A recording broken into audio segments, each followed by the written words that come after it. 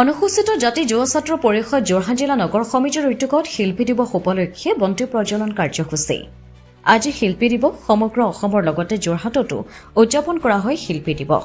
যোৰহাটৰ বিভিন্ন শিক্ষানুষ্ঠানৰ লগতে দল সংগঠন আদিয়ে এই মহান শিল্পীজনক অতি শ্ৰদ্ধাৰে সোঁৱৰে আজিৰ দিনটোতে। আজি অনুসূচিত জাতি যুৱ পৰিষদৰ যোৰহাট নগৰ সমিতিৰ উদ্যোগত শিল্পীজনৰ প্ৰতিমূৰ্তিত মাল্য অৰ্পণ কৰাৰ লগতে বন্তি প্ৰজ্বলন কৰে ৰূপকোঁৱৰ জ্যোতিপ্ৰসাদ আগৰৱালা দেৱৰ প্ৰতিমূৰ্তিত আৰু বন্তি প্ৰজ্বলন আৰু পুষ্পাঞ্জলি অৰ্পণ কৰে অনুসূচিত জাতি যুৱ ছাত্ৰ পৰিষদৰ যোৰহাট নগৰ সমিতিৰ বিষয়ববীয়াসকলে। যোৰহাটৰ পৰা অনুপম বৰুৱাৰ ৰিপৰ্ট, পোহৰ লাইভ 8।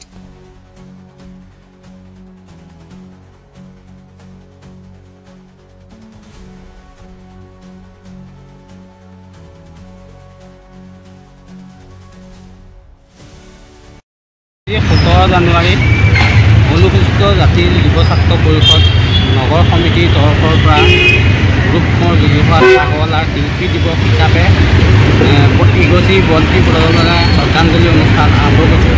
তেখেতৰ যিখিনি আমাৰ অসমৰ প্ৰতি যিখিনি নৃত্য নাটিকাৰ পৰা ধৰি যিখিনি অৱদান আগবঢ়াই গৈছিলে তেখেতৰ তাৰ প্ৰতি লক্ষ্য ৰাখি আমি অনুস্থিতীয়াকৈ তেখেতৰ প্ৰতি থাকিবলগীয়া যিখিনি প্ৰেৰণা আমি পাম বুলি বা ভৱিষ্যত প্ৰজন্মই যেনে প্ৰেৰণা পাব বুলি আমি সৰুকৈ হ'লেও তেখেতৰ ওচৰত আমি চিৰকৃতজ্ঞ হৈ ৰ'ম আৰু তেখেতৰ অনুপ্ৰেৰণাই আমি ভৱিষ্যতৰ